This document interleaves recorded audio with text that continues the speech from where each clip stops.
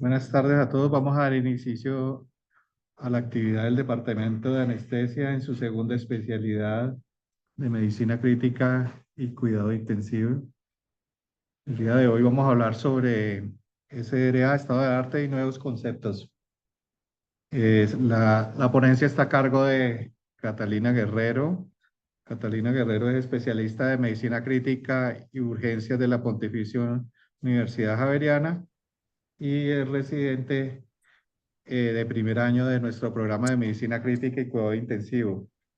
La profesora Sandra Puentes Corredor fue su tutora en este interesante tema. Como siempre, vamos a dar la ponencia por parte de la residente y al finalizar haremos los comentarios por parte del auditorio virtual y aquí por parte de los docentes, profesores y médicos especialistas del grupo de cuidado intensivo del Hospital Universitario. ¿Empezamos, Catalina?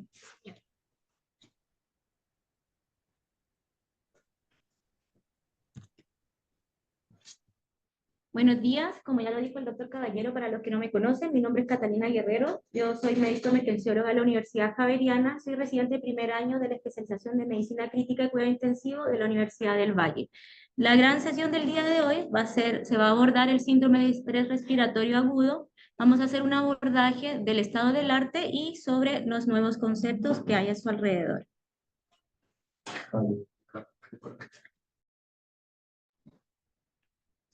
Okay. Ok, entonces lo que vamos a abordar va a ser definición, fisiopatología, estrategias de manejo e innovaciones en investigaciones futuras. Vamos a empezar la charla vamos a destacar al doctor Luciano Gattignoni, que fue un investigador y un líder en la medicina crítica y en la anestesia, dejó un legado en el tratamiento del SDRA. Él creó conceptos fundamentales como fue el Babylon y la terapia de eliminación extracorpórea. Él marcó un antes y un después en la atención de la medicina crítica. Entonces, el SDRA es un síndrome clínico y patológico caracterizado por un daño agudo de la membrana alveolo-capilar, que esto va a conducir a una extravasación de líquidos rico en proteínas, tanto a nivel extracelular como a nivel intraalveolar, que va a generar edema y la formación de membranas hialinas. Esto va a generar un trastorno en el intercambio gaseoso y dificultad en las distensibilidades pulmonares.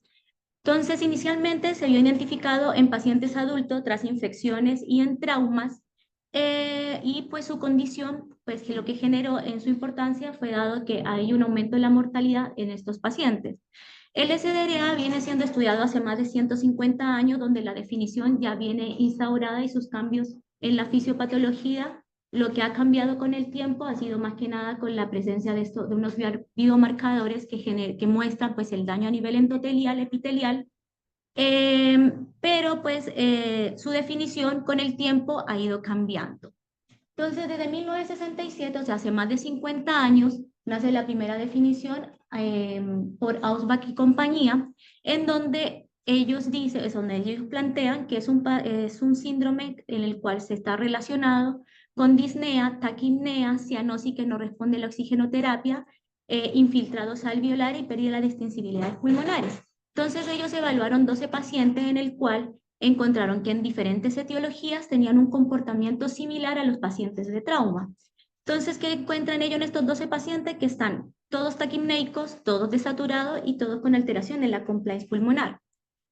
El comportamiento de los infiltrados pulmonares en los pacientes de trauma iban evolucionando en un periodo de tiempo menor de 24 horas y vieron que este comportamiento radiológico se vio en diferentes patologías, no necesariamente en los pacientes de trauma, sino en los pacientes con infecciones, con embolismo, inclusive los pacientes que eran transfundidos. En 1982, Reinaldo y Roger pues, publican en el New England Journal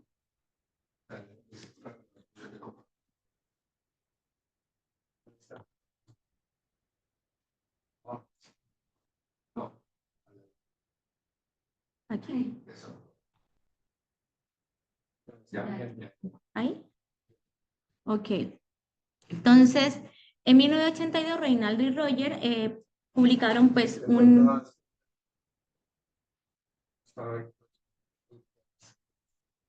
Ah, perfecto, profe.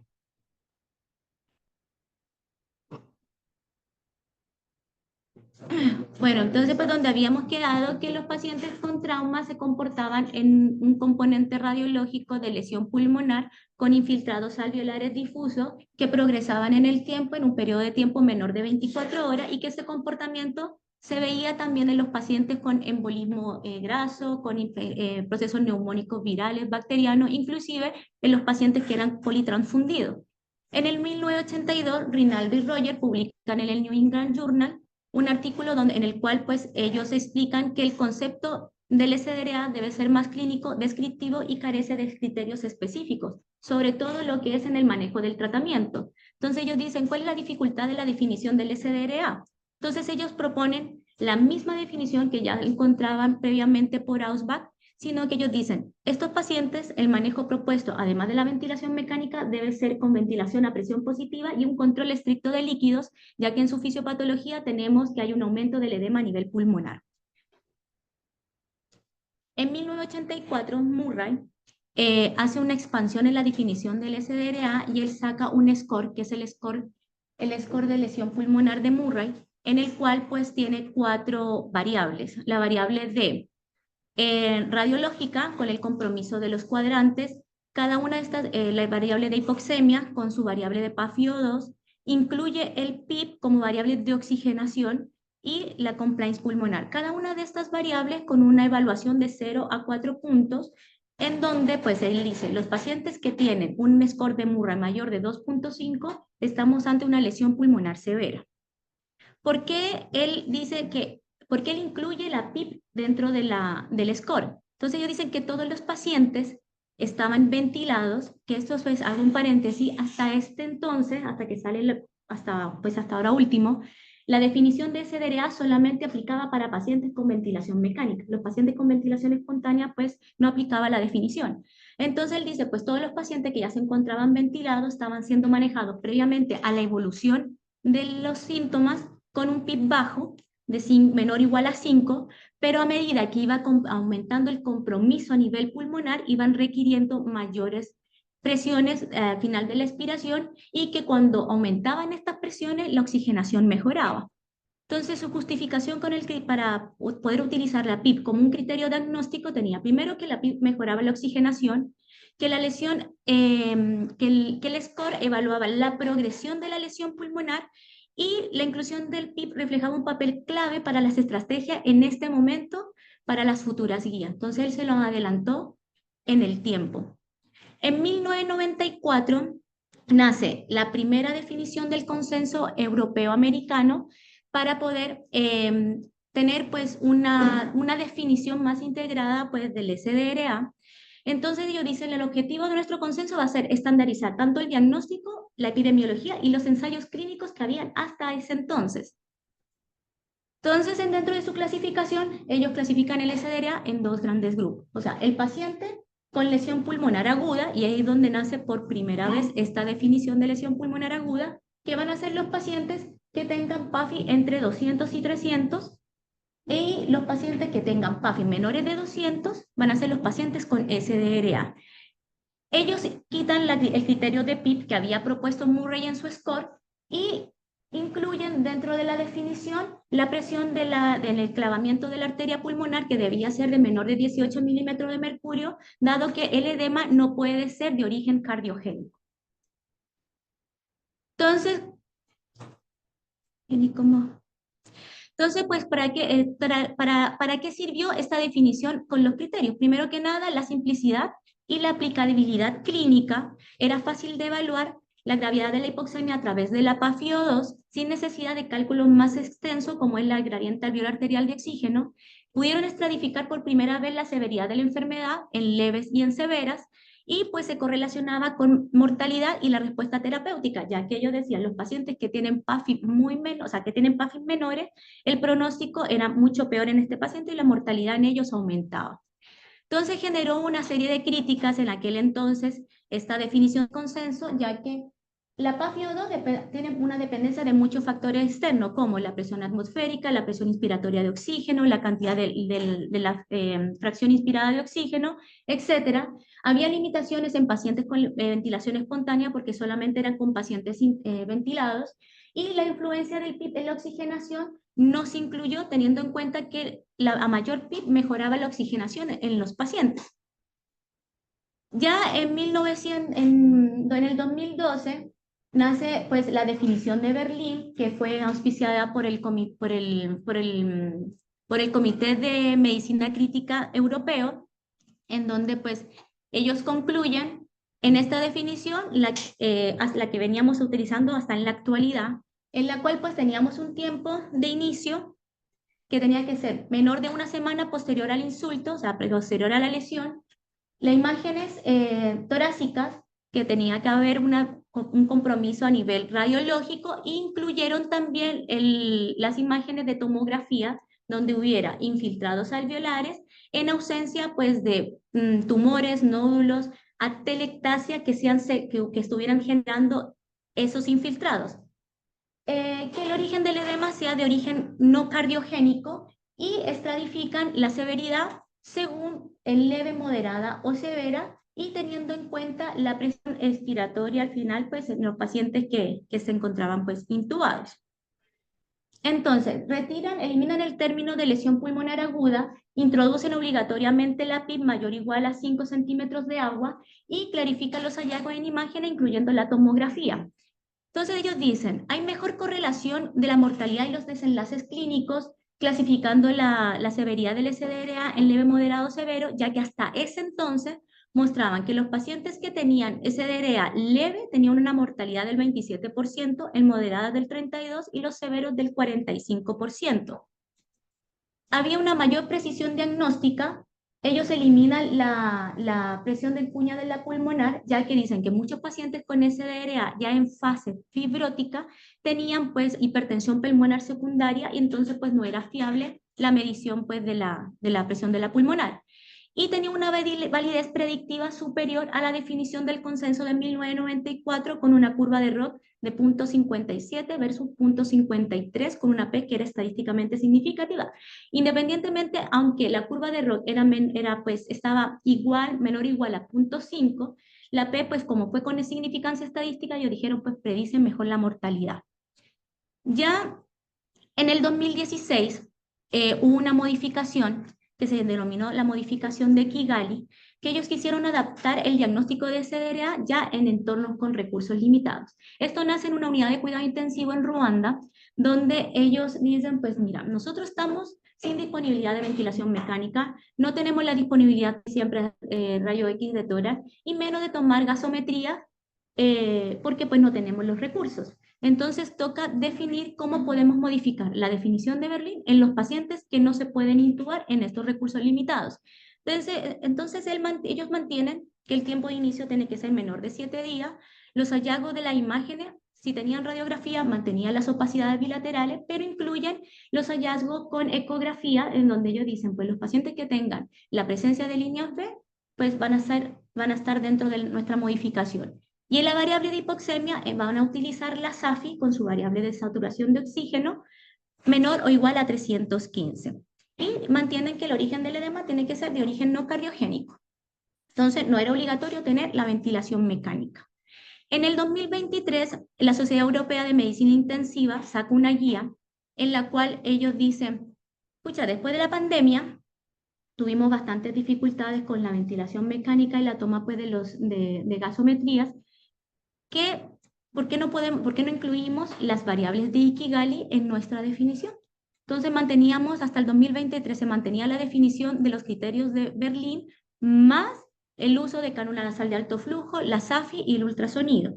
Pero en ese entonces ya venía corriendo pues la definición, que es la definición actualizada en este momento, que es la definición de un workshop de Global, en el cual pues, se publicó en el 2024, y ellos lo que hicieron fue un consenso de expertos de cuidado crítico, donde hicieron 6 reuniones virtuales desde el junio de 2021 hasta marzo del 2022, en donde pues implementaron pacientes adultos con sospecha de SDRA en distintos niveles de atención médica, incluyendo con entornos o con o sin entornos en ventilación mecánica. La intervención iba a ser una nueva definición global del SDRA que incorporara los criterios de cánula nasal de alto flujo, de la SAFI y el ultrasonido pulmonar, Lo compararon con la definición de Berlín y con la modificación de Kigali, y el resultado era tener un diagnóstico de precisión. Entonces, pues, en este consenso, pues, se mantuvo, pues, que el origen del edema, bueno, los factores de riesgo, iba a estar precipitado por un insulto, pues, agudo, tanto pulmonar como extrapulmonar. El tiempo de evolución durante las primeras semanas después del insulto, y las imágenes imágenes de torácica, teniendo en cuenta las opacidades a nivel radiológico, las lesiones pues, que se pudieran haber, que se presentan en la tomografía, y la presencia de líneas B en el ultrasonido. Y que estas lesiones no fueran explicadas ni por lesiones tumorales, ni por nódulos, ni de telectasia. Entonces ellos clasifican el SDRA en tres grandes grupos: el SDRA en pacientes no intubados, SDRA en pacientes intubados y la SDRA en pacientes con recursos limitados. Entonces el SDRA en pacientes no intubados sí va a tener en cuenta PAFI menores de 300 o SAFI menores de 315, cánula nasal de alto flujo con flujo mayor de 30 litros por minuto o ventilación mecánica no invasiva con PIB mayor o igual a 5. Pacientes no intubados, los pacientes intubados iban a mantener la estratificación de leve, moderada, severa, teniendo en cuenta que los con leve se le iba a las tres estratificaciones, iban a agregarle la variable SAFI. Entonces la leve con PAFI menores de 300 y SAFI menores de 315, la moderada PAFI mayores de 100, menores de 200, con una SAFI entre 148 y 235, y el severo PAFI menores de 100 con una SAFI menor de 148. Y en las modificaciones de la definición en pacientes con entornos limitados, iba a tenerse en cuenta solamente la SAFI con menor de 315, con unas saturaciones de oxígeno menor o igual a 97%, sin la necesidad o no de incluir el criterio pues, de soporte de oxígeno en estos pacientes. Entonces, pues en el workshop ponen estos tres ejemplos. El primer ejemplo es un paciente intubado con un choque séptico de origen abdominal que hizo una falla ventilatoria hipoxémica. Se encuentra ventilado con una FiO2 del 50%, una PO2 de 75, con una PAFI de 150 y una radiografía de tórax donde se evidencia pues, la infiltración alveolar difusa. Entonces la clasificación de estos pacientes va a ser un SDRA en paciente intubado con una severidad moderada. El otro ejemplo, paciente con cánula nasal de alto flujo, 54 años, con antecedente de un CA de mama, en neumonía con COVID, se encuentra con cánula nasal de alto flujo con un flujo de 40 litros por minuto a 80 de FiO2, saturando 98 con una SAFI en 114, un compromiso difuso a nivel radiológico, se va a clasificar pues como un SDRA del paciente no intubado. Y por último, paciente de 39 años con una asepsia abdominal de etiología de una bacteriemia por gram negativo, que en la ecografía se muestra patrón de líneas B en ambos cuadrantes pulmonares, se encuentra con un suplemento de oxígeno por cánula a 15 litros, con una FiO2 del 70, saturando 85, con una SAFI en 142, y esto van a ser los pacientes con SDRA en un curso, pues, un SDRA de pacientes pues, de recursos limitados. Del punto de vista epidemiológico, la prevalencia del SDRA en pacientes pre-COVID era de un 10% de los pacientes que ingresaban a la unidad de cuidado intensivo, pero un 23% de los pacientes en total de los que requerían ventilación mecánica. Históricamente la mortalidad no ha cambiado, se ha mantenido entre el 30 y el 50%, a pesar pues, de que en este periodo de tiempo, en estos últimos 50 años, se han hecho bastantes estrategias para poder mejorar la mortalidad en estos pacientes, y el impacto posterior al COVID hizo pues que aumentara la incidencia de SDRA, y pues empezaron a llamar mucho más la atención los fenotipos de SDRA que impactaron pues durante la pandemia. Entonces, en 2014 se hizo una publicación con casi... ¿cómo quito esto de acá arriba? Qué pena.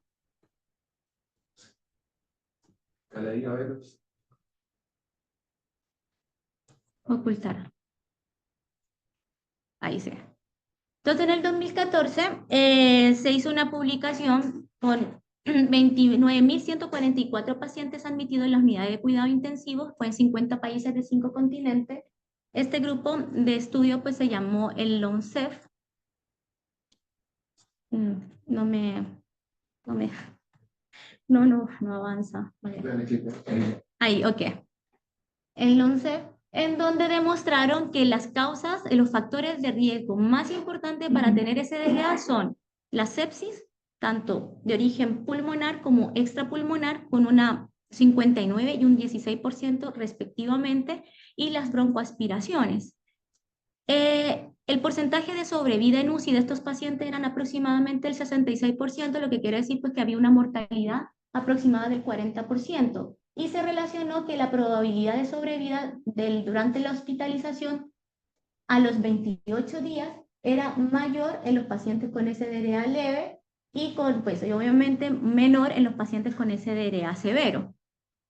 Y que su relación con el drug impression, la probabilidad de sobrevida de los pacientes disminuida cuando los pacientes tenían mayor presión de conducción. Entonces, para descansar un poquito, pues, el lóbulo frontal, vamos a ver, pues, quién puede adivinar cuál es el artista plástico, que posiblemente se dice que nació en los entornos de Bristol en la década de 1970, pero que la identidad hasta hoy en día es un anonimato. Entonces, vamos a continuar. Entonces, la fisiopatología del SD, la fisiopatología, entonces pues un auspicio de la doctora Puente. Entonces, en la fisiopatología del SDRA tenemos que el SDRA, ¿sí? Entonces, la fisiopatología del SDRA tenemos en cuenta de que va a haber un daño a nivel epitelial, endotelial y de la matriz extracelular. Y estos daños van a pasar por 3 fases, que va a ser la fase exudativa, proliferativa y fibrótica. Y estos daños epiteliales, endoteliales y de matriz extracelular van a generar inflamación, trastorno en la coagulación, y esto va a generar un aumento en el deterioro del intercambio gaseoso y alteración en las distensibilidades pulmonares. Entonces, ¿qué sucede? Que en la fase exudativa, que se inicia entre el día primero y el 7º día, el insulto o la injuria, ya sea pulmonar o extrapulmonar, va a hacer que se active inmediatamente las células alveolares, o sea, los macrófagos alveolares, que son los neumocitos tipo 3, el cual van a empezar a liberar citoquinas proinflamatorias como es el factor de necrosis tumoral alfa, la interleuquina beta 1, interleuquina 6 e interleuquina 8, se me pidió el cursor, e interleuquina 8, y estas citoquinas van a ser reclutadas por los neutrófilos, y los neutrófilos van a empezar a liberar proteasas, pues enzimas líticas, radicales libres, y estas sustancias van a generar una disrupción de la membrana epitelial y una disrupción de la membrana endotelial. Entonces, va a haber un aumento de la extravasación vascular de líquido rico en proteínas, tanto a nivel extracelular como a nivel intraalveolar. Va a generar un aumento en la producción del edema. Van a venir pues con esa disrupción de la membrana endotelial, vienen pues las plaquetas, se van a agregar, van a formar microtrombos, y en esta fase vamos a presentar que del punto de vista macroestructural los pacientes van a tener un trastorno en la oxigenación dado por un trastorno de la difusión y alteración tanto de la ventilación como de la perfusión. Entonces, del punto de vista estructural, va a haber una disminución de la distensibilidad pulmonar dada por edemas y atelectasia y la hipoxemia severa. Entonces, ese edema y esa acumulación de líquido va a generar la presencia de derrames pleurales, y en la tomografía de tórax se va a evidenciar engrosamiento pues, de los tabiques interlobulillares, que habla a favor de una congestión pulmonar, y esto va a generar atelectasias pasivas, y esto va a empeorar mucho más la oxigenación. Y por ende, pues va a haber una dificultad en las distensibilidades pulmonares, provocando pues que ese pulmón se vaya colocando un poco más rígido. En la fase proliferativa, esa fase ocurre entre el día 7º y el día 14. Hay un intento de reparación epitelial y endotelial que van a estar encargadas pues, de las células alveolares tipo 2, en la cual van a proliferar y van a cambiar a células epiteliales tipo 1, ellas van a empezar a liberar pues una sustancia de regeneración epitelial que pues es la denominada, factor de crecimiento epitelial, el factor de crecimiento hepatocitario e inclusive el factor de crecimiento similar a la insulina. Estas tres sustancias lo que van a hacer, van a estimular mucho más la producción y la proliferación de las células epiteliales para poder pues regenerar esa pared epitelial y a la vez van a estimular a las células fibroblásticas de formar pues un revestimiento con rico en colágeno y se me fue la palabra, pero bueno.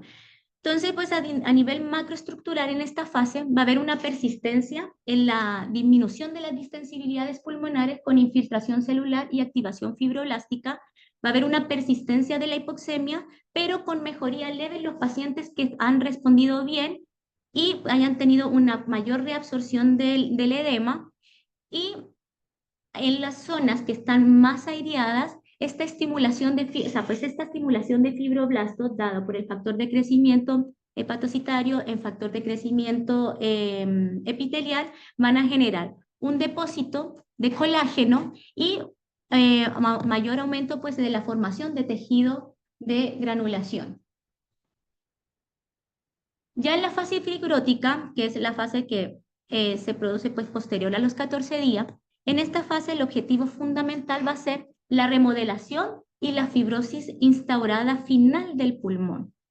Entonces, pues en esta fase las células que se van a ver pues más involucradas van a ser los fibroblastos y la formación miofibroblástica, lo que va a generar un aumento pues, de la cicatrización a nivel de la membrana epitelial y de la matriz extracelular, y esta formación pues, de miofibroblastos van a generar mayor aumento del depósito de colágeno, sobre todo en esta matriz extracelular, y va a generar un engrosamiento del intersticio alveolar, aumentando aún mucho más la rigidez pulmonar.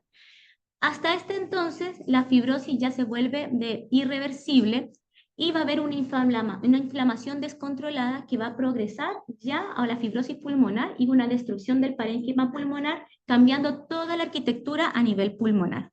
Entonces, ¿qué va a generar? Pues que esta cicatrización a nivel alveolar va a poner a los alveolos más rígidos y los pone más propensos a la aparición de bulas.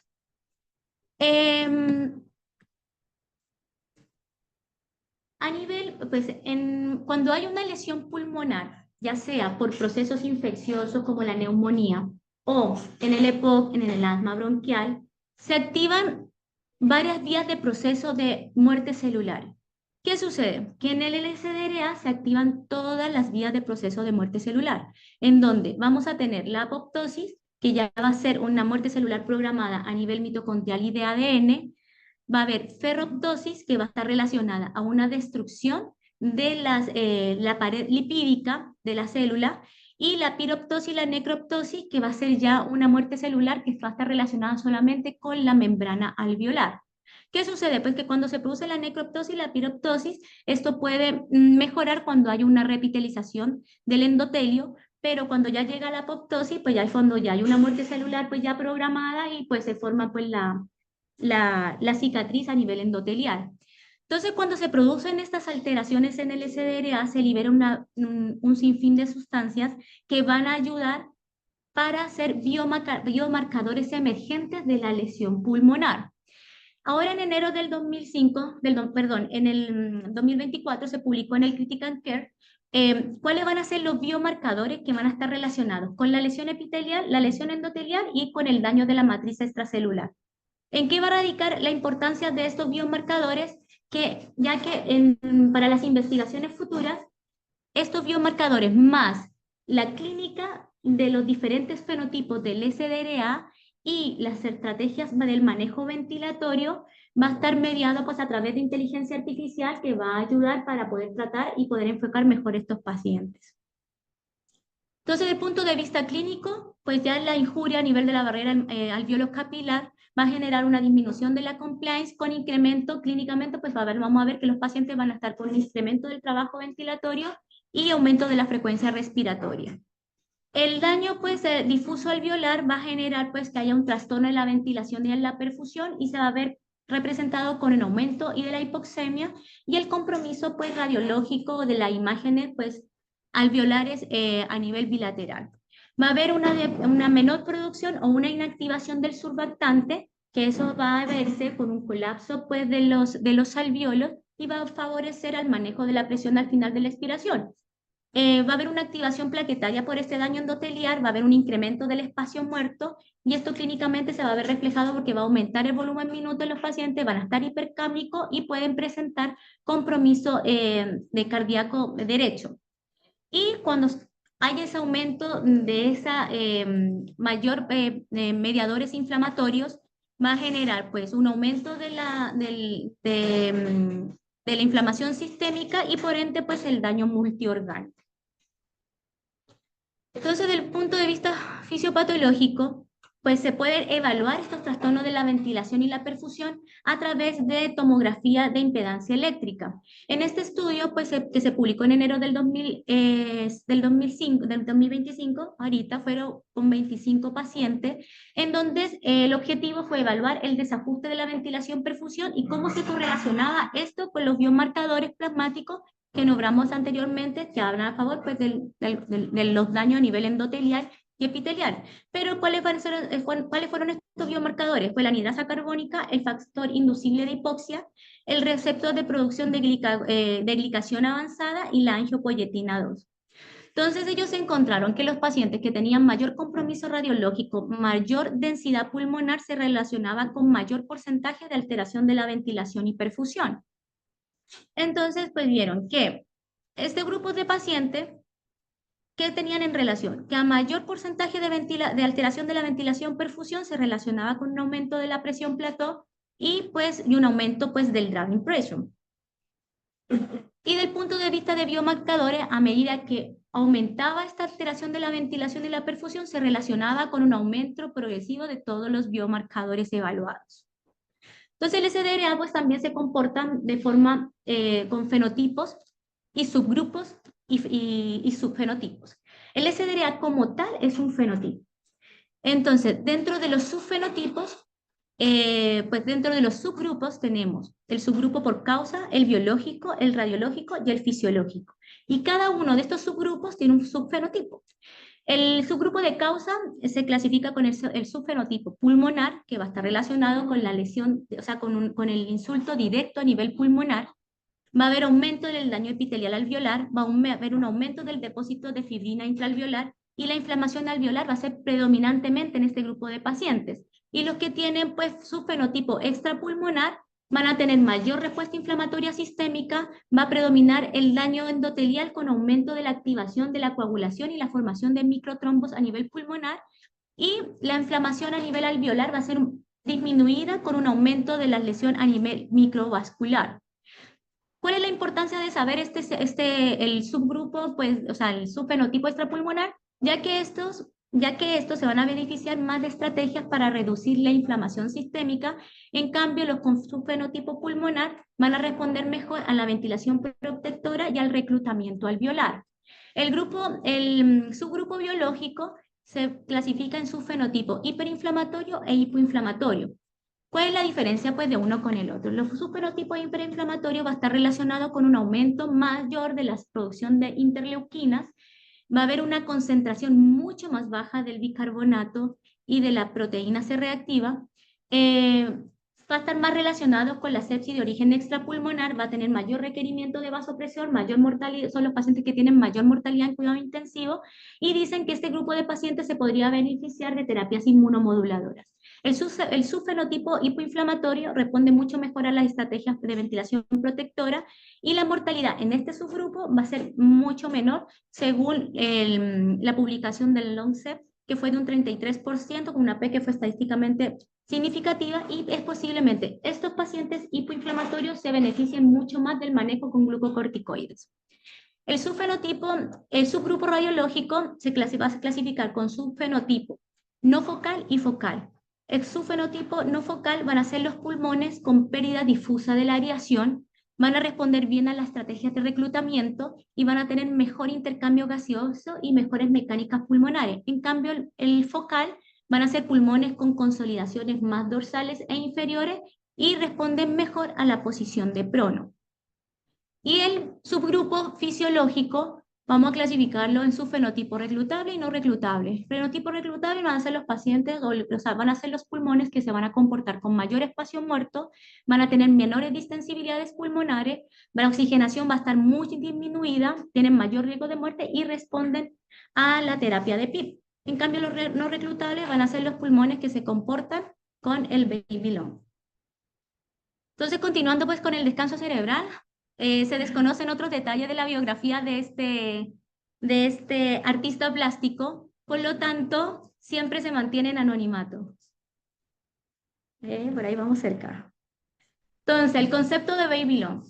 A finales de los 80, Luciano Gattinoni, él venía ya estudiando pues la ventilación protectora y él se da cuenta que los pulmones que se encontraban con menor, o sea, con mayores densidades secundarias pues al edema y tenían áreas focos aireadas, no respondían bien con este aumento pues del volumen tidal. Entonces, pues cuando ellos empiezan a comparar todos los estudios tomográficos que tenía hasta ese entonces, en el 2005, él publica el concepto como tal del baby lung. ¿Y qué dice? No es más que el pulmón adulto que estamos trabajando, no estamos trabajando en la totalidad de ese pulmón, sino solamente en las áreas que están aireadas. Entonces, estamos ventilando pulmones que son de aproximadamente de 300 a 500 cc, que se van a comportar como los pulmones de un niño de 3 años a 5 años.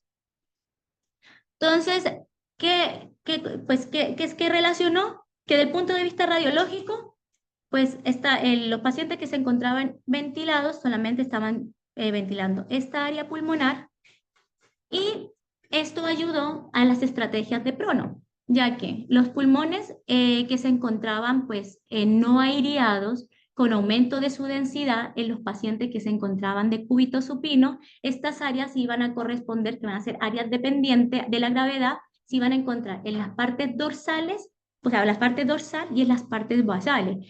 Cuando cambiaban de posición estos pacientes, esas áreas dependientes se iban a la parte ventral y así empieza pues a nacer la técnica del prono, ya que a medida que se cambiaba de posición los pacientes, las áreas independientes, que son las más aireadas, se podían oxigenar mucho mejor y se podían beneficiar mayor del manejo ventilatorio.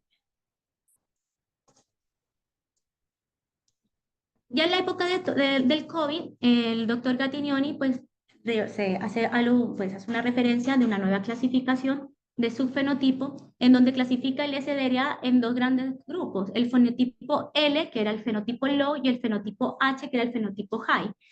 El fenotipo L eran los pacientes o los pulmones que se comportaban con baja elasticidad, baja relación de la ventilación y la perfusión, tenían bajo peso molecular y bajo peso pulmonar y baja capacidad de reclutamiento. Entonces eran pulmones que estaban bastante aireados, pero seguían hipoxémicos. Entonces estos pulmones se iban a beneficiar de FiO2. Los pulmones de fenotipo high, que eran pulmones con elevada elasticidad, elevado shunts de derecha a izquierda, tenían alto peso pulmonar dado por el aumento del edema, tenían alta capacidad de reclutamiento alveolar, por lo cual pues estos pulmones se iban a beneficiar del manejo con PIP. Entonces, a lo largo del tiempo, la lesión, o sea, además de la lesión pulmonar propia del insulto a nivel pulmonar dado por el proceso neumónico o extrapulmonar, hay lesiones adicionales en estos pacientes con SDRA que son secundarios a la ventilación mecánica. Entonces, desde 1973 vienen buscando pues, los conceptos relacionados con esto. Entonces, nace el barotrauma, que son las lesiones secundarias a la presión. Posteriormente, el volutrauma, que es por la cantidad de volúmenes pulmonares que estamos administrando en estos pacientes. Ya en el 97 se dice pues, que ese cierre y apertura de los alveolos va a generar pues, una telectotrauma y ese mismo cizallamiento a nivel alveolar, además del daño ya proinflamatorio que viene de ese alveolo, va a generar mucho más aumento de las citoquinas proinflamatorias y va a generar un biotrauma Y ya en el 2016 se dice pues que con el manejo de la ventilación mecánica, yo estoy generando una cierta cantidad de energía a nivel pulmonar en un pulmón que está absolutamente enfermo y eso se va a denominar ergotrauma. Entonces, ¿cómo voy a evaluar el ergotrauma? Esa injuria pulmonar, pues la vamos a poder evaluar con el poder mecánico. El poder mecánico no es más que la cantidad de energía transferida del pulmón al pulmón a través de la ventilación mecánica en un minuto. Hay diferentes fórmulas para poder calcular el poder mecánico. Una pues de las más fácil de utilizar es la de Becher del 2019, en donde utiliza una variable de 0.098, que lo que él hizo fue cambiar de kilopontiones a peso newtoniano, y esto en caballos de fuerza en total daba 0.098, ya es una unidad de medida por volumen tidal en litros por minuto, por frecuencia respiratoria, por el delta de presión más el PIB. Entonces, ¿cuáles van a ser los determinantes del poder mecánico? Primero va a ser el volumen tidal, la presión de conducción, la frecuencia respiratoria, el flujo inspiratorio y la PIB. Y las propiedades mecánicas del pulmón, como va a ser la elastancia del sistema respiratorio y la resistencia de las vías respiratorias. Entonces, ¿qué relacionaron? Que los pacientes que tenían poderes mecánicos mayores tenían aumento pues, de la mortalidad hospitalaria con un R ajustado. Entonces, pues, se maneja, pues, según las publicaciones, se maneja un límite de 17 joules por minuto, pero hay otros que manejan entre 26 a 28 joules para hablar, pues, de que hay un aumento, pues, de la energía aplicada por el ventilador. Con respecto pues, a las variables ventilatorias comparadas con el poder mecánico, en este estudio quisieron determinar si la potencia mecánica era mejor predictor de la mortalidad que otras variables ventilatorias como la presión de conducción, el volumen corriente y la frecuencia respiratoria. Y que encontraron pues, que realmente la frecuencia respiratoria y la presión de conducción eran variables totalmente independientes, y que sí se relacionaba con un aumento del poder pues, de la potencia mecánica, teniendo pues un OR de 1.1, o sea que hay una probabilidad de 1.1 veces que los pacientes que tengan un driving pressure o frecuencia respiratoria aumentada o poder mecánico muy alto, mayor probabilidad de mortalidad.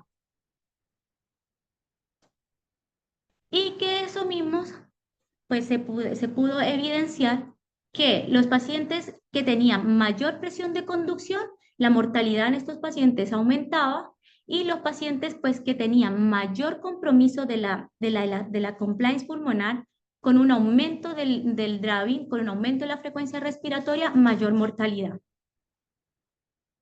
Ahora, pues, además de la presión inducida por la ventilación mecánica, ¿qué más tenemos? Tenemos también pues la aparición o sea, pues desde el 2017 se empieza a hablar de la lesión pulmonar inducida por el paciente. Entonces, ¿de qué se trata eso? Se dice que los pacientes que están en ventilación, qué pena con eso, sino que como el computador no es mío, se modifican sí, no, se modifican qué pena. Entonces, ¿qué sucede? Que los pacientes que se encuentran en ventilación espontánea, que se encuentran intubados, va a generar una contracción diafragmática. Entonces, al haber esa respiración espontánea adicional a la presión que está generando el ventilador, va a generar un aumento de la contracción del diafragma, una mayor estrés a nivel pulmonar, mayores asincronías, y van a generar una lesión pulmonar que está inducida por la misma presión inspiratoria del paciente. Y pues pudieron ver pues, que los pacientes que se encontraban en modo espontáneo con bajo PIB tenían mayor lesión pulmonar inducida por el mismo paciente en comparación con los pacientes que tienen pues, mayor PIB que se encuentran en espontáneo. Entonces, pues, la lesión pulmonar inducida por el paciente, primero, pues, tenemos que ver, pues, que el paciente, pues, se encuentre en modo, o sea, pues, que se encuentre en espontáneo con PIB baja en el curso agudo de la enfermedad. Entonces, va a generar una sobredistensión a nivel alveolar, va a haber un aumento de la perfusión y va a generar mucho mayores asincronías. Entonces de ahí pues viene la importancia de el manejo pues con relajante neuromuscular en este grupo de pacientes. Entonces ya avanzando en el manejo y en los avances en el manejo del SDRA, vamos a hablar pues a nivel de evidencia cuáles van a ser la recomendación fuerte a favor, las que son condicionadas a favor y lo que realmente pues no está recomendado en la severidad del manejo del SDRA. Entonces vamos a empezar pues la primera recomendación en pacientes con SDRA severo que estén intubados, vamos a manejar metas de ventilación protectora, que va a ser modos ventilatorios en asientos controlados por volúmenes con volumen estidal de 6 a 8 ml de kilo de peso ideal. Se recomienda tener presiones meseta menor o igual a 30 con una presión de conducción menor de 15 centímetros de agua. El nivel de evidencia va a ser recomendación fuerte. Entonces, en el 2000, el grupo Network sacó una publicación. Bueno, realmente el grupo Network ya venía publicando, antes de este estudio ya venía trayendo 3 estudios relacionados con el manejo de ventilación protectora versus el manejo de la ventilación tradicional. Sino pues que ellos se hacen más fuertes ya en el año 2000 con esta publicación en donde pues ellos comparan pacientes con SDRA, ellos trabajan en pacientes con SDRA mayores de 18 años, con PAFI menores de 300, presión de la pulmonar menor o igual a 18, en las primeras 36 horas de ventilación mecánica. La intervención iba a ser ventilación protectora de 6 ml por kilo de peso de ideal, con platós de 30, con unas pausas inspiratorias de 0.5 segundos, y lo compararon con la ventilación tradicional que fue de 12 ml por kilo de peso ideal, con plató de 50, con pausas inspiratorias de 0.5. Entonces, aquellos que querían evaluar mortalidad antes del egreso hospitalario y días sin asistencia respiratoria. Y como resultado secundario, días sin ventilación mecánica en los primeros 28 días. Entonces, estas fueron las características de ambos grupos, fueron bastante homogéneas, y estas fueron las características de la programación del ventilador en ambos grupos, que también fue bastante homogéneo. Entonces, ¿qué encontraron? Que los pacientes que a los 180 días posterior a la aleatorización, la probabilidad de sobrevida era mayor en los pacientes que tenían volúmenes pulmonares bajos. Y pues la cantidad de días o la duración de días de asistencia ventilatoria, sin asistencia ventilatoria, también era mayor en este grupo de pacientes. Con respecto a la variable de mortalidad, pues ellos también encontraron que los pacientes que tenían menores volúmenes tidal tenían menor mortalidad en comparación con los volúmenes tradicionales, y además pues tenían mayor, se favorecían en los primeros 28 días sin asistencia ventilatoria, mayores días libres de la ventilación mecánica y menor compromiso de falla pues de otro tipo de órgano. Entonces, ¿en qué concluyó el estudio? Que los pacientes con volúmenes pulmonares bajos tenían mayores días sin asistencia de la ventilación mecánica, más días libres de la ventilación y menores daño pulmonar y extrapulmonar. También encontraron que los pacientes que tenían mayor compromiso de la compliance estática tenían mayor mortalidad en los grupos con volúmenes tradicionales, pero esto pues no fue estadísticamente, la pena fue estadísticamente favorable pues para el grupo de la intervención, pero sí se mostró una tendencia de menores mortalidad en este grupo de pacientes.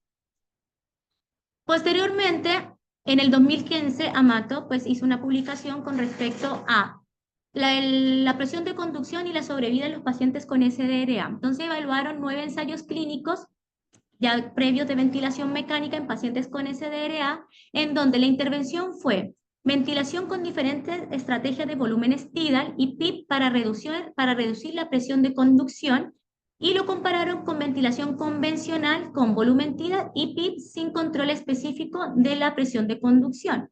Los resultados van a ser mortalidad a los 60 días. Entonces, ¿a qué le llamaron ellos ventilación convencional?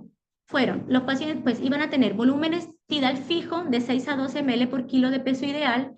La PIP, según el protocolo que ellos, pues, que ellos estaban manejando, que iba a ser basada en la cantidad de FiO2 que tuviera el paciente, iba a ser ajustada, no iban a haber un control de la presión de conducción y pues la meseta tenía que estar sí o sí menor o igual a 30 centímetros de agua.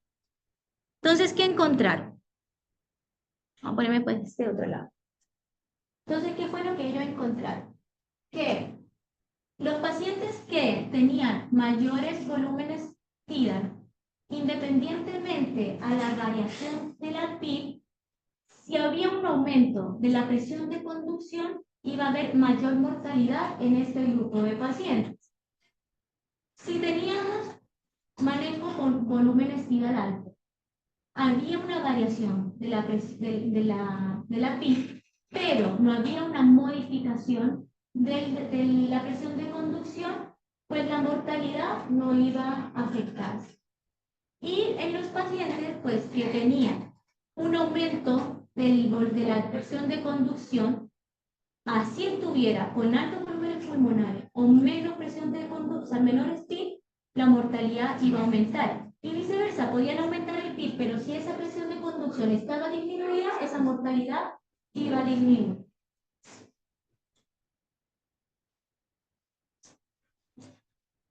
Y en el análisis multivariado del riesgo relativo en la mortalidad hospitalaria, se relacionó pues también que el aumento del driving iba a generar mayor mortalidad con una P que era estadísticamente significativa.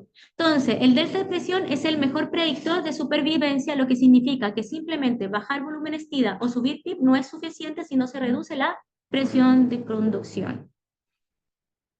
Entonces, hoy en día se están haciendo unos estudios adicionales de estrategias ventilatorias no convencionales que van a ser con distintos modos ventilatorios, que va a ser la ventilación de liberación de presión de la vía respiratoria, que genera, pues lo que hablan es que este modo ventilatorio mantiene la apertura alveolar, pero puede afectar la hemodinamia del paciente, o la ventilación adaptativa controlada por tiempo, que van a ser pues ventiladores que se van a ajustar dinámicamente según la mecánica pulmonar del paciente, o la ventilación de soporte adaptativo, pero esto pues se encuentra en este momento en estudio, realmente hasta ahora la evidencia no es fuerte a favor.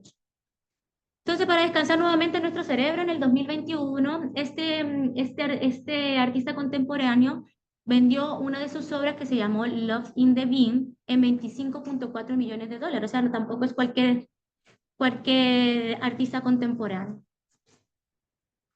Entonces, con respecto al manejo del PIB, la recomendación que dice la guía, mayores PIB en pacientes con SDRA moderado a severo, evitar maniobras de reclutamiento prolongada, o sea, PIB mayores de 35 por más de 60 segundos. La titulación tiene que ser individualizada del PIB con métodos avanzados, ya sea por índice de estrés o por tomografía de impedancia eléctrica o por manometría esofágica. Entonces, el nivel de evidencia de PIB alto, la recomendación es condicional, pero la certeza es de baja moderada. Y con respecto a evitar el reclutamiento prolongado, la recomendación es fuerte con certeza moderada. Entonces, vamos a ver qué función cumple el PIB. El asunto, pues, que la presión al final de la expiración va a generar un incremento de la presión transpulmonar. Sabemos que la presión transpulmonar es la diferencia de la presión pleural y la presión alveolar. Entonces, esto va a generar tantos cambios positivos como negativos a nivel sistémico y a nivel pulmonar. Entonces, los cambios positivos va a ser que va a haber mejor reclutamiento alveolar, va a disminuir el esfuerzo dinámico pulmonar. Esto va a generar que haya una mejor distribución de la ventilación, va a disminuir el churn intrapulmonar, va a disminuir las resistencias vasculares pulmonares y va a disminuir la precarga, pues, la poscarga, perdón, del ventrículo izquierdo. Esto va a generar que haya un mejor gasto cardíaco y mayor niveles de oxigenación, tanto a los órganos como a nivel pulmonar. Pero, pues, a la vez, pues, la sobredistensión va a generar cambios deleterios, no solamente a nivel pulmonar ni de mecánica, sino también del punto de vista hemodinámico, ya que esta sobredistensión va a generar que hay un aumento de la potencia mecánica, generando mayores volutrauma, mayor atelectrauma,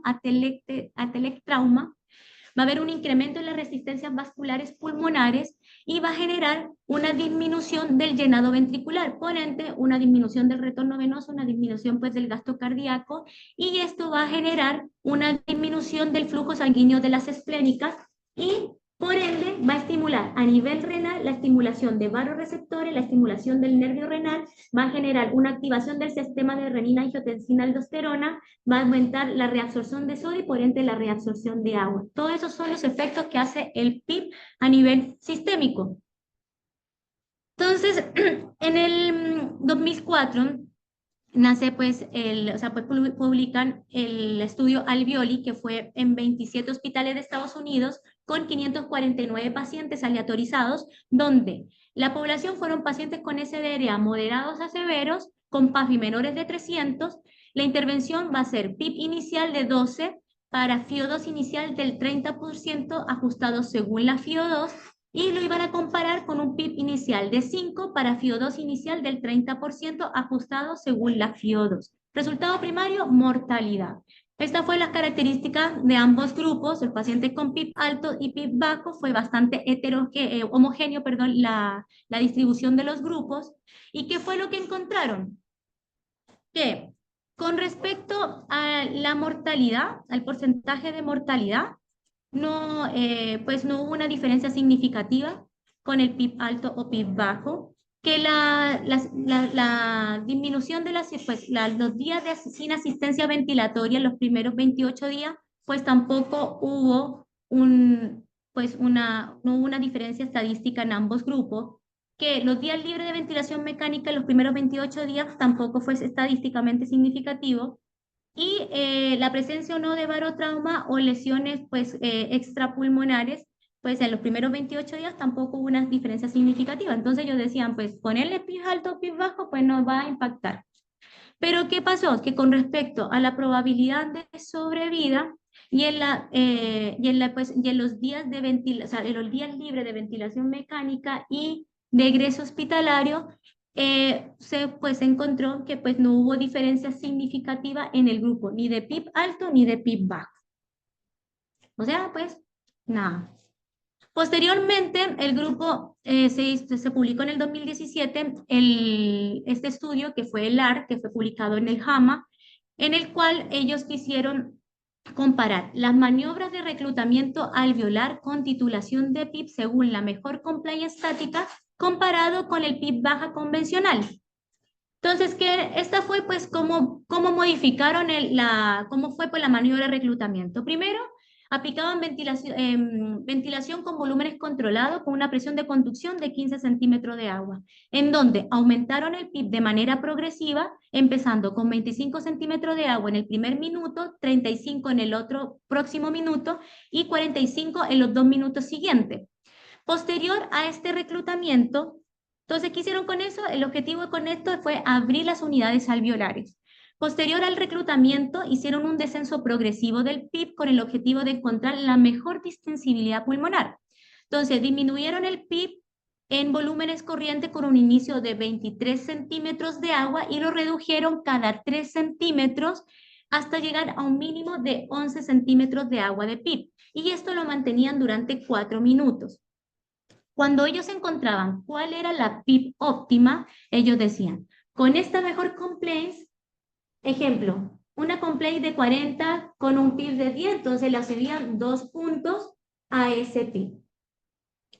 Cuando ya ellos ajustaban ese PIB óptimo, realizaban una segunda maniobra de reclutamiento con un PIB de 45 centímetros de agua durante 2 minutos, y para el mantenimiento y el destete del PIB, evaluaban la oxigenación con la variable PaFiO2.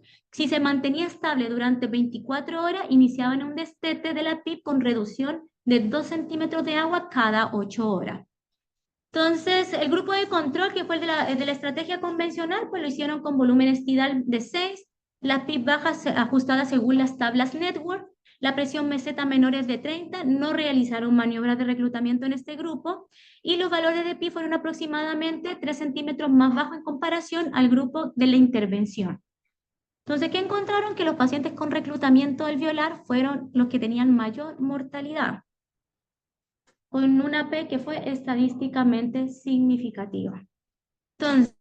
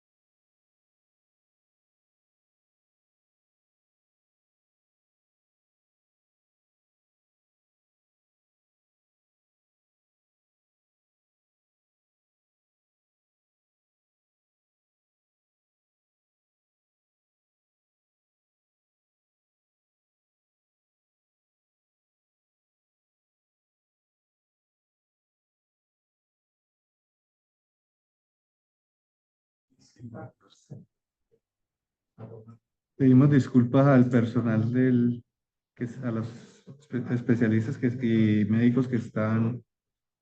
Dale permiso.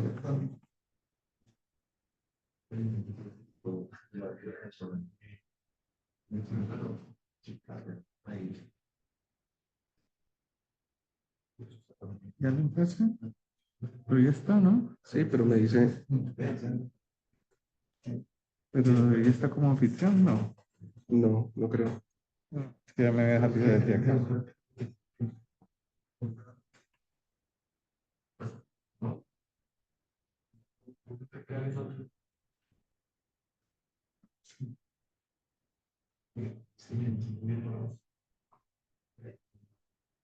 Está como Catalina.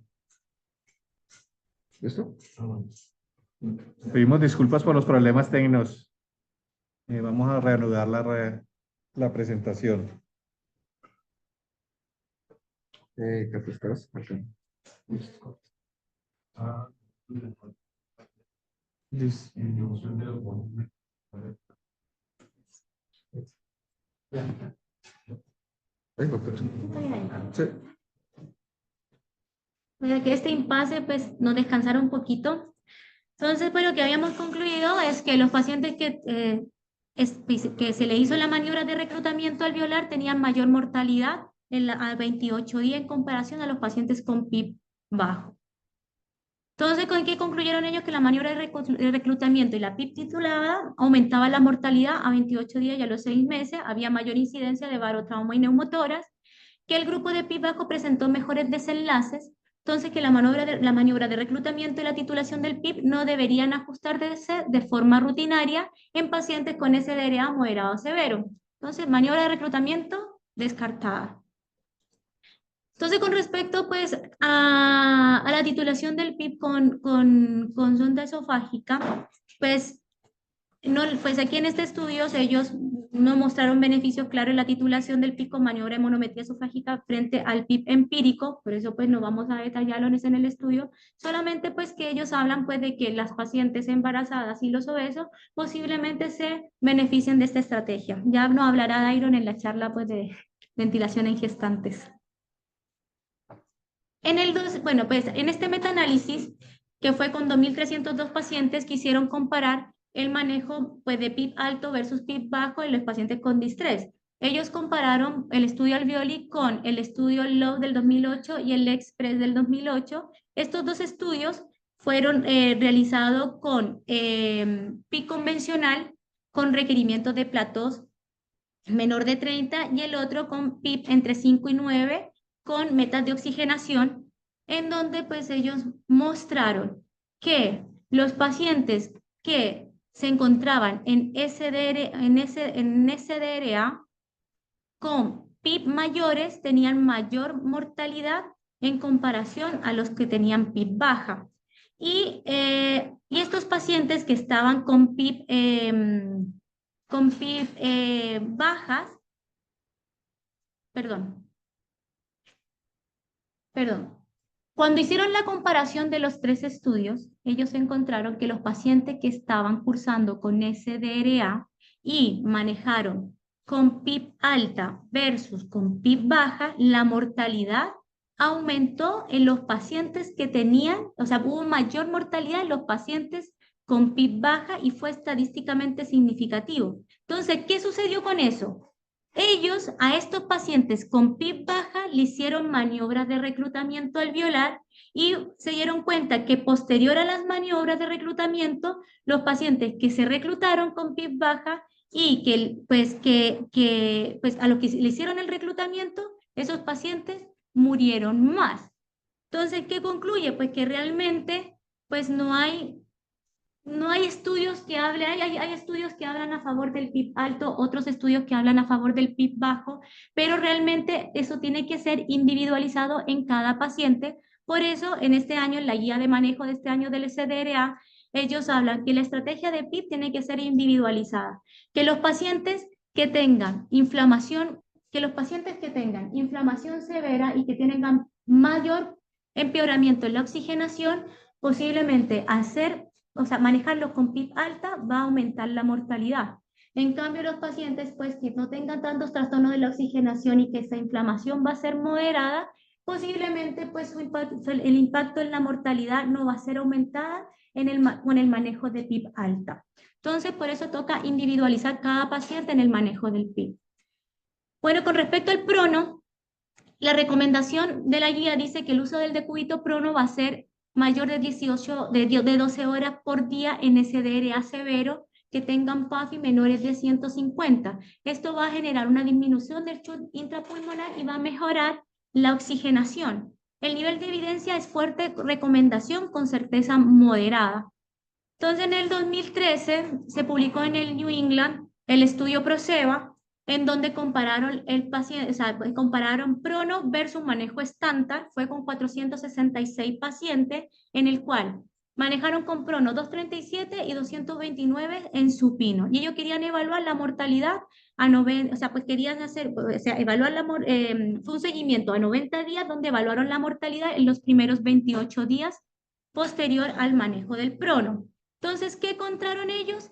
Que Los pacientes que estaban en decúbito prono tenían menor mortalidad en comparación a los pacientes que estaban en supino, con una P estadísticamente significativa, y que a 90 días estos pacientes que estuvieron en prono también, pues en comparación al de supino, tenían menor mortalidad con una P que fue estadísticamente significativa. Y con respecto a los días libres de ventilación mecánica, los pacientes en prono tenían menos días, o sea, tenían mayores días libres de ventilación en comparación a los pacientes pues, que estuvieron en supino. Y esto fue en ambos estadísticamente significativo.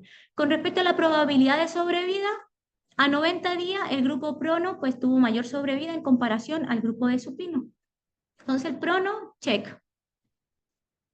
Con respecto ya al manejo farmacológico, el uso de corticosteroides, ¿qué dice la guía? Uso de dexametasona en SDRA moderado o severo. El nivel de la evidencia en una recomendación condicional con certeza moderada. Entonces, ¿de dónde salen las recomendaciones? Vamos a hacer un recordatorio con respecto al manejo con corticosteroides. En el 2006 se publicó pues, la eficacia de los corticosteroides en el síndrome de estrés respiratorio agudo. Fue publicado en el New England Journal. Fue un estudio doble ciego controlado con placebo multicéntrico en 25 hospitales, donde administraron glucocorticoide, que fue la metilprednisolona, y lo compararon con placebo. Y ellos querían evaluar la mortalidad 60 días, 2 días libres de ventilación mecánica y las complicaciones infecciosas y efectos adversos.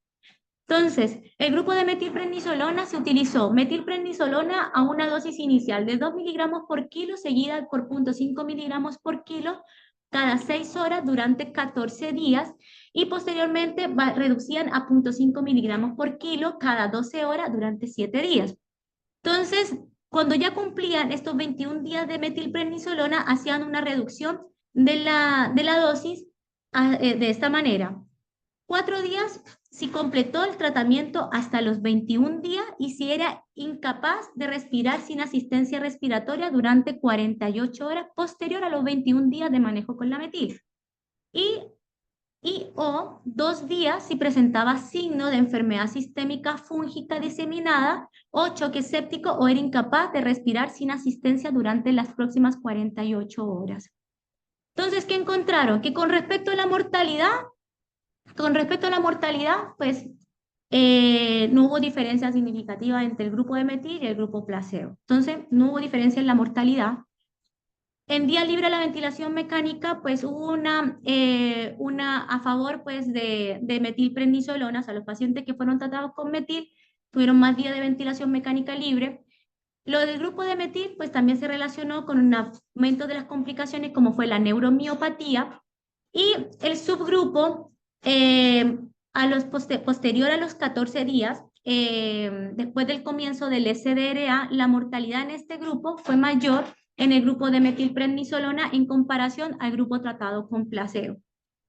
Y en los pacientes que tenían la cifra de procolágeno basal en el lavado broncoalveolar aumentada, se vio en el grupo de metilprednisolona con una mortalidad en este grupo del 35%.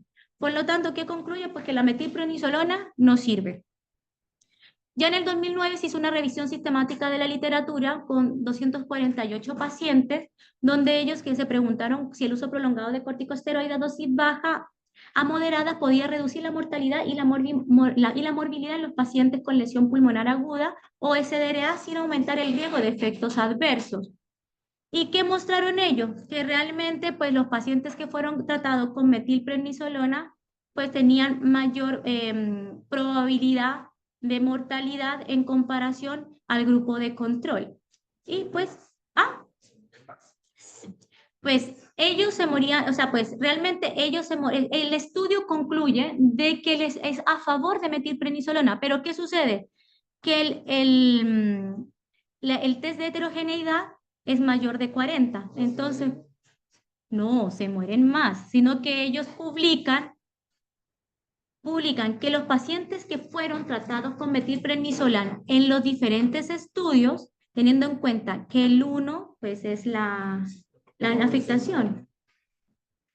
Porque pues ellos hablan de que la mortalidad se reduce con el uso de la metil, pero cuando uno va a evaluar el test de heterogeneidad es mayor de 40, entonces pues no es estadísticamente significativo por más que ellos digan pues de que sí. ¿Mm? Los bloques están ahí en relación a los diferentes estudios. Primero que todo, casi todos los estudios cruzan la unidad. O sea, viéndolos por separados y grande, grande, grande. Casi todos cruzan la unidad. ¿Eso qué indica? Que no hay una diferencia clínica entre beneficio o en contra de la intervención que se está estudiando. En este caso, el esteroide. Eso es lo primero grande que yo veo ahí, sin haber pues revisado cada uno de los estudios. De pronto habré leído alguno de ellos en algún momento, pero en este momento desde un punto de vista gráfico. O sea, desde el punto de vista clínico, casi todos cruzan la unidad. Eso quiere decir que no hay diferencia. Que no hay diferencias significativas. No, clínica. Clínica. De hecho, es una de las recomendaciones que te iba a hacer al finalizar la charla, que hablas mucho de la P estadísticamente significativo. Eso está bien, pero uno debe enfatizar muchísimo en el impacto clínico que tenga eso. ¿Y eso qué lo da? Las variables de asociación. De pronto ahorita el doctor Cleves, que es epidemiólogo, nos puede hablar un poco de eso. Las variables clínicas de impacto clínico, los odds ratio o la reducción relativa del riesgo. Eso es lo que nos va a dar el impacto clínico. Ese es el otro punto.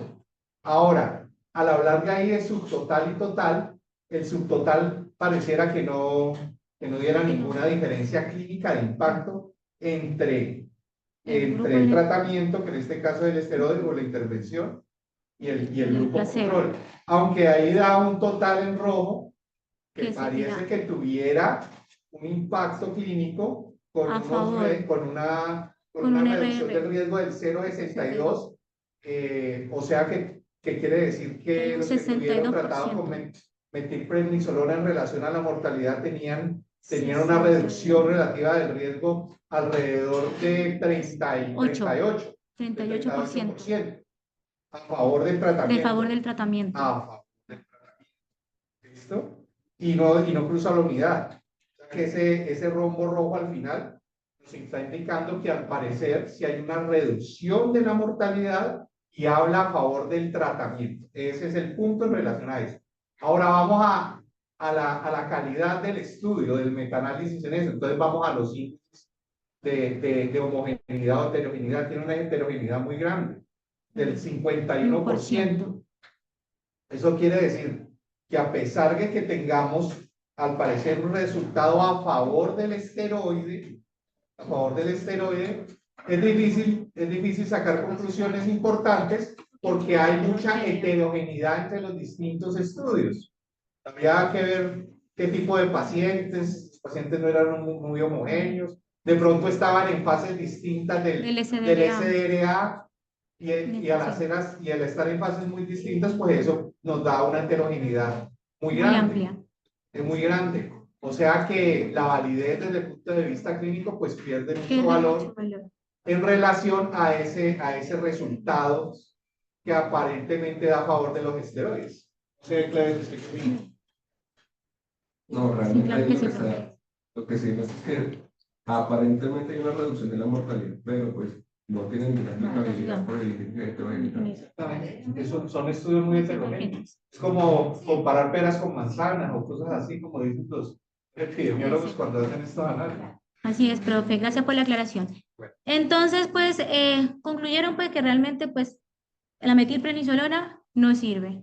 Ya en el 2020 se publicó el estudio en España, el DEXA-ARTS, que fue con 277 pacientes en 17 unidades de cuidado intensivo en España, en donde evaluaron el inicio temprano, o sea, la intervención iba a ser administración temprana de dexametasona intravenosa de 20 miligramos por día, en los primeros 5 días reducida a 10 miligramos por día del día 6 al día 10. Y lo compararon con el manejo estándar, o sea, el grupo control iba a estar sin dexametasona. Con el resultado primario, ellos querían evaluar los números de días sin ventilación mecánica en los primeros 28 días y como secundario mortalidad en los primeros 60 días.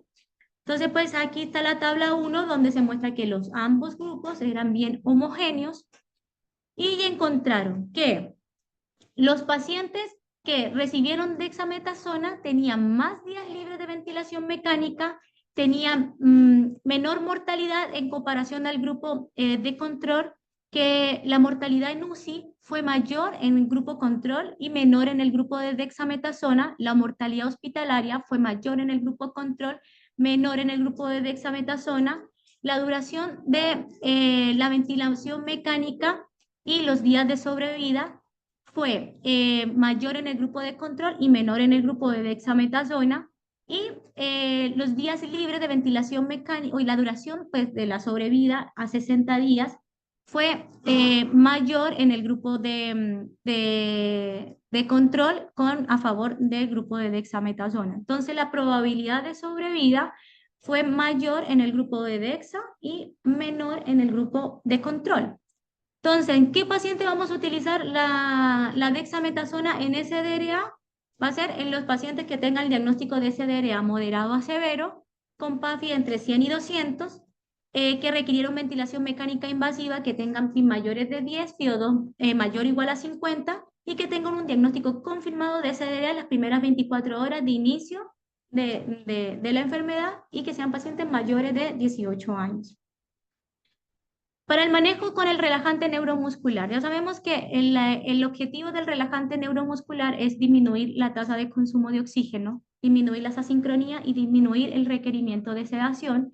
La guía recomienda el uso de cisatracurio en SDRA severo temprano dentro de las primeras 48 horas. El nivel de evidencia va a ser recomendación condicionada con una certeza baja. Entonces, en el 2010 se publicó el estudio Acurasis, que fue multicéntrico, pues un estudio multicéntrico controlado con placebo con 340 pacientes, en el cual utilizaron 178 pacientes con cisatracurio y 162 pacientes en grupo del placebo. Entonces, seguimiento a 90 días con el análisis del objetivo primario era la intención a tratar. Entonces, los criterios de inclusión, pues los pacientes con PAFI menores de 150, con ANAPIB mayor o igual a 5 centímetros de agua, que estuvieran ventilados de 6 a 8 ml por kilo de peso ideal, que tuvieran infiltrados pulmonares bilaterales y ausencia pues, de hipertensión pues, pulmonar. Esta fue la característica de ambos grupos, que también fue bastante homogénea en el grupo de cisatracurio y en el grupo de placebo, aunque hubo una diferencia pues, leve pues, en la P, pero que no fue estadísticamente significativa. Y que encontraron que la probabilidad de sobrevida a los 90 días era mayor en el grupo placebo. Entonces, perdón, pero en el grupo cisatracurio, perdón. Entonces, por este motivo, pues se recomienda la relajación neuromuscular en las primeras 24 o 36 horas del inicio de los síntomas. Ya en el 2019 se publicó el estudio PENTAL, que también fue un ensayo clínico aleatorizado con 1.006 pacientes en 48 hospitales de Estados Unidos, donde quisieron intervenir. La intervención fue bloqueo neuromuscular temprano con infusión continua de cisatracurio y lo compararon con cuidado habitual sin bloqueo neuromuscular y con sedaciones más ligeras. Entonces, ¿qué encontraron ellos? Que los pacientes que con respecto a la sobrevida hospitalaria en el grupo de la intervención, pues fue mejor en comparación al grupo de placebo, pero no hubo impacto en la mortalidad. Entonces, ¿qué concluyó con el estudio? Es que los pacientes que le iniciaron el cisatracurio, sí hubo una disminución en el requerimiento de la sedación en comparación a los pacientes que no tuvieron cisatracurio, que pues tenían mayores requerimientos de sedación y por ende pues mayor inestabilidad hemodinámica. Entonces pues el objetivo de la relajante neuromuscular como objetivo secundario fue pues la disminución del requerimiento de la sedación, pero no hubo impacto en mortalidad. Ya para el manejo del líquido, la recomendación de la guía dice estrategias de restricción de líquidos para evitar edema pulmonar. Se usa un balance negativo con diuréticos y no hay inestabilidad hemodinámica. Entonces, el nivel de la evidencia es recomendación moderada. Entonces, en el 2006 se publicó el estudio FAC, que fue un estudio clínico aleatorizado controlado, en donde pues evaluaron pacientes con lesión pulmonar aguda y SDRA, en donde la intervención fue estrategias conservadoras de manejo de líquido, que iba a ser con restricción de fluido y el uso de diurético, y lo compararon con estrategia liberal de manejo de líquidos, con administración más alta de líquidos intravenosos y evaluaron la mortalidad a 60 días, días sin ventilación mecánica, días fuera de UCI y la función pulmonar. ¿A qué le llamaron ellos de estrategia liberal? Era aumento de líquidos para mantener una mayor presión intravascular con el objetivo de mejorar la perfusión de órganos y la estabilidad hemodinámica. Y la estrategia, perdón, es un estado del arte. Sí. Perfecto, profe.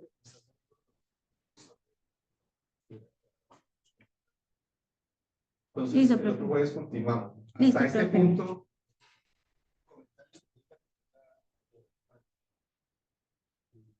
Y habla allá, ¿no?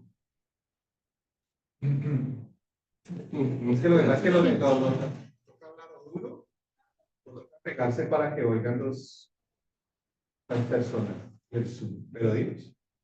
Bueno, pues bien, Cata, es un tema largo para, para, para un tiempo más extenso, pero creo que, digamos, el objetivo de revisar sobre todo lo nuevo, la fisiopatología, que hay de nuevo como en las definiciones y demás, lo dejaste muy claro, buen manejo del tema, digamos que hay que hacer algunos ajustes ahí con la parte epidemiológica, pero esto pues es tu primera presentación central y esto es para que esto también es una oportunidad de aprender y generar pues controversia y discusión, ¿no? Pues no tengo nada más que decir.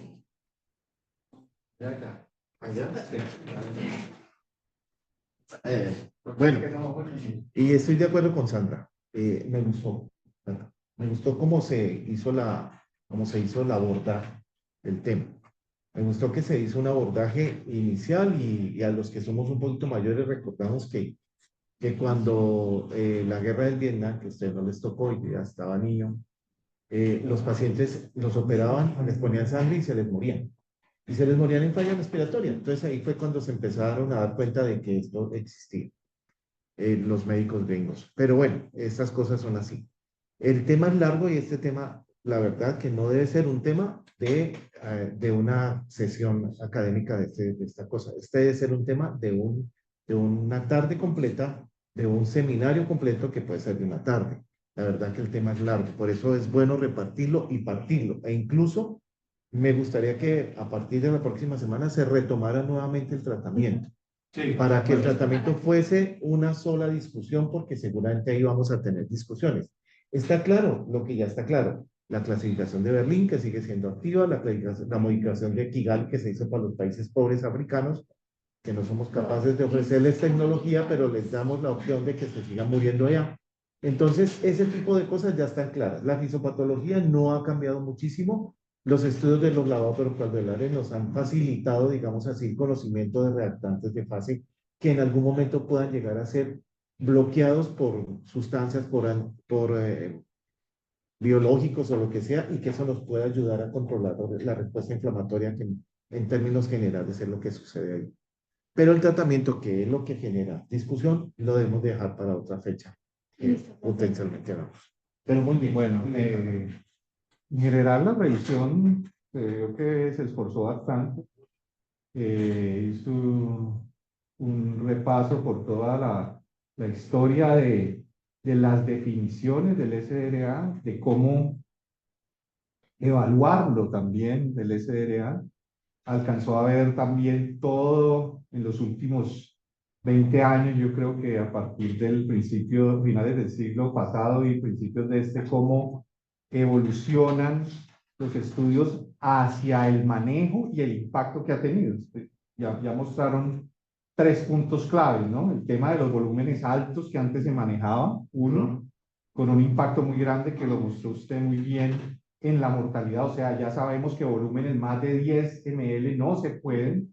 Eso aumenta la respuesta inflamatoria tanto local como sistémica, mayor producción de interleuquina 6, factor de necrosis, interleuquina 10. Usted claramente lo mostró en los estudios. Luego, el advenimiento de manejar la hipoxemia con PIB, el tema del prono, El solo prono podría darnos una discusión bien interesante. Yo creo que a partir de aquí van a salir varias revisiones un poco más específicas. Y ahora en adelante tratemos de hacer estas reuniones con 2, máximo 3 preguntas de análisis en forma de pregunta pico para resolverlo dentro de la evidencia actual.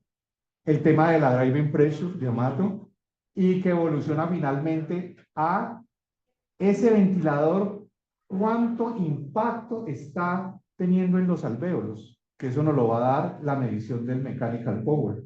Cuánta energía está produciendo en ese alvéolo el ventilador para evitar lo que usted ya dijo, el ergotrauma, que es otra nuevas definiciones de daño asociado a la injuria del ventilador, aparte de lo que ya sabíamos que era el volutrauma y el barotrauma. ¿Sí? Entonces, en general, bien, para hacer su primera presentación, se vio que estudió bastante. El tema de los análisis, pues, eso lo va a ir evolucionando, como va viendo sus compañeros a medida que va pasando. El análisis de los estudios. Como yo les digo, no nos tenemos que llenar de tanto estudio. Si ya hay guías de manejo, hay que mostrar las guías de manejo para que no se nos hagan tan extensas. Si hay ensayos clínicos de alguna cosa específica, no tenemos que estar mostrando cohortes ni otros, ¿no? Bueno, no sé, Jorge, ¿va a hablar? Una cosita. Venga acá. Voy para allá. Una cosita para aclarar que hay que tener cuidado del concepto que la relajación muscular genera disminución de sedación. Eso es un concepto que no puede caer en el ambiente. ¿Sí? La relación, hay que tener en cuenta que eso viene acompañado. No, que disminuye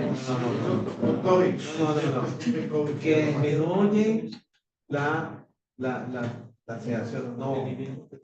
Recuerden que tenemos un problema en cuanto a la monitoría.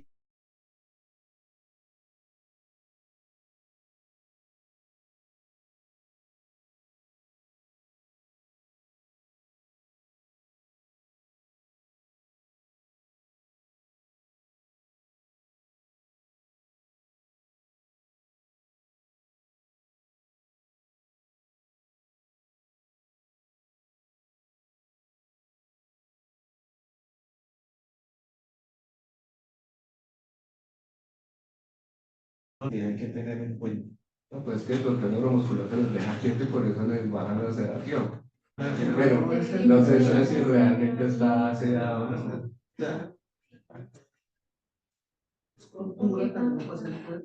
Despierto, pero no experimentos. Muy bien. Tengo dos preguntas puntuales. La primera es ¿de dónde sale el 0.098 del poder mecánico?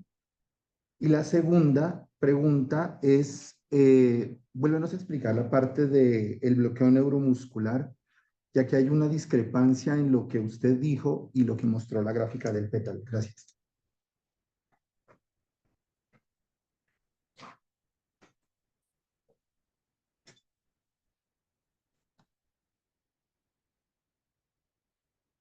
El otro. Sí. Bueno, sí, profe.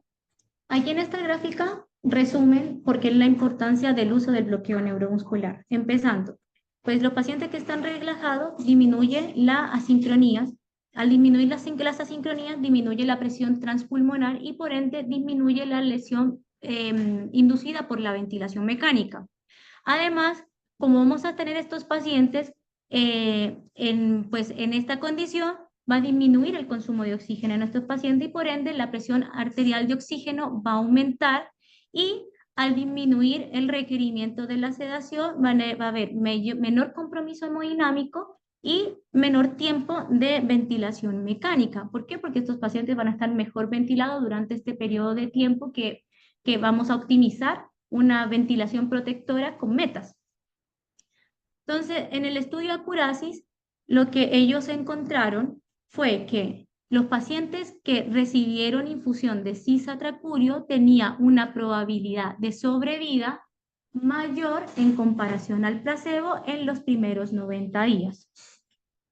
Y con el estudio PETAL, lo que mostraron es que El porcentaje de pacientes a 90 días y pues el porcentaje de pacientes con sobrevida hospitalaria en el grupo de la intervención no fue diferente con el grupo en comparación, o sea, no hubo una diferencia en el grupo de la intervención y en el grupo de comparación, lo que eso se contradice con respecto al estudio Accuracy. Porque eso surgieron 1000 pacientes. Eso, 400, exactamente, pero ellos que encontraron, pues sí, que los pacientes que tenían relajante neuromuscular en las primeras 24 horas tenía una disminución del requerimiento pues de sedación en estos pacientes. Miren ahí, miren bien la gráfica. Dice, porcentaje de pacientes con sedación ligera. Grupo de control, grupo de intervención. Pacientes que tenían mayores dosis, o sea, los pacientes que estaban relajados tenían menos requerimiento de sedación. ¿Ah? O sea, perdón, pero así lo entendí yo. Los pacientes que recibieron cisatracurio, que fue el grupo de la intervención, es el celeste. Los pacientes que, el grupo de control, pues están en azul oscuro. El porcentaje de pacientes con sedación ligera en el grupo de la intervención al que le coloqué cisatracurio tenían menores niveles de sedación en comparación al grupo control. Menos sedación ligera. Exacto, menos sedación ligera, exactamente, menos sedación ligera. Esa sí, menos sedación. Entonces, pues, no sé. O sea, cuando tú tienes un paciente con sedación, es necesario. Es más fácil mastigar. Se hace mucho más fácil. Y obviamente disminuir los riesgos. El problema es quedarte con esa relajación y esa sedación juntas en los pacientes con estos procesos. Y lo que muestra y lo que está preguntando el doctor Niño es eso. Lo que pasa es que el paciente que no está relajado está más ligero, está más despertable y puede tener más alteraciones como asincronías y alteraciones asociadas a la aniquilación que el paciente que sí está relajado. El que no está bloqueado está más despierto. ¿Qué es lo que muestra eso? No quiere decir que No que tenía la que estaba sedación por sea más sedación. Entonces ahí viene la situación. Si está más despierto, entonces ¿para qué me sirve utilizar el bloqueo neuromuscular? ¿Y por qué usamos bloqueo neuromuscular? Usted en su experiencia clínica, ¿por qué utiliza bloqueo neuromuscular? ¿Y por qué sí se atrapó? Listo. Primero que nada, porque como vamos a manejar estos pacientes en los pulmones que están más aireados, en la pequeña área pulmonar donde está aireada, por lo tanto, pues tengo que manejarlos con crono para poder modificar estas áreas dependientes en los pacientes que están menos, o sea, los pacientes que están sedados, pero están menos sedados, sin relajante neuromuscular. En esta posición general, un aumento de las variables ventilatorias, lo que voy a generar es mayor daño pulmonar. Entonces, por ese lado, los pacientes que están relajados en posición de crono van a mejorar la oxigenación y van a mejorar los niveles pues, las variables de ventilación mecánica. Y por ende, pues lo que ya dijimos al principio, voy a tener una disminución del consumo de oxígeno, voy a disminuir pues, las asincronías y las lesiones pulmonares inducidas en este grupo de pacientes que tengo relajado en las primeras 24 a 36 horas. O sea, que hay que bloquear los tempranos. Si tiene una severidad severa, el crono y relajarlo. Pero exactamente, temprano y relajado. Entonces aquí sí hay que hacer una aclaración. El Accuracy a usted le dice bloqueo temprano y con eso mejora digamos, disminuye, mejora la sobrevida. 400 pacientes. Llega el PETAL, 1000 pacientes, como usted dijo, destruye lo que decía el Accuracy. Entonces, uno, ¿qué pretende hacer con esto? Pretende generar un algoritmo de toma de decisiones. Si tiene un paciente con SDRA que se deja ventilar solo con sedación y no necesita prono ni bloqueo, pues no le ponga prono, no le ponga bloqueo. Pero si ya ha pasado tiempo y con las intervenciones iniciales no mejore, aplique el PETAL, donde dice si lo prono y si lo bloqueo ya de forma tarde. Esa es, digamos, la moraleja del uso del PETAL. No lo bloquee temprano, sino haga las intervenciones iniciales y al final, de forma tardía, sí lo puede bloquear. Lo que sí, pues, con respecto a eso, pues si toca individualizar los pacientes, ya teniendo en cuenta pues que está la lesión pulmonar iniciada por el paciente, entonces si vamos a tener con el paciente las primeras 48 horas, evaluando cómo se comporta con la sedación sincronal, estando en un SDRA severo, lo que voy a generar con esas respiraciones espontáneas es aumentar el daño a nivel alveolar. Pero si se, exacto, pero usted tiene que valorar su, que va a generar. pero usted tiene que evaluar su paciente. Si le hace daño, ahí ya pasa a un tier 3, que es el nuclear. Y con respecto a la otra pregunta, profe, lo que yo encontré con respecto de dónde salía ese 0.098 del poder mecánico, se decía pues de que el valor es una unidad medida en la cual está en kilopuntos y que eso al convertirlo a newtons son 9.8 newtons, pero no podemos evaluar con newtons en el poder mecánico, sino que eso van a convertirlo a caballos de fuerza y que esos 9.8 newtons a caballos de fuerza eran 0.098, pero que era una variable ya medida encontrada. La forma más fácil es de 0.098 litros por centímetro de agua a la conversión a joules por minuto, que es una unidad de potencia. Ya que no podemos hablar de vatios porque de un número muy chiquitito, entonces hablamos de joules por minuto, perdón, que esa es la conversión. ¿Cuántos horas? ¿De 48 o 96 horas? ¿Qué? Solo que usted lo va valorando el paciente. Si lo compra, si ve que lo todo, ya agarra con mapa con el otro. Obvio, relajante.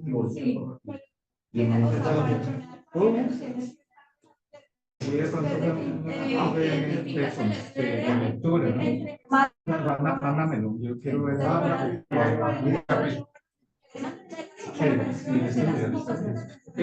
Doctor, ya lo leí, pero no creo que...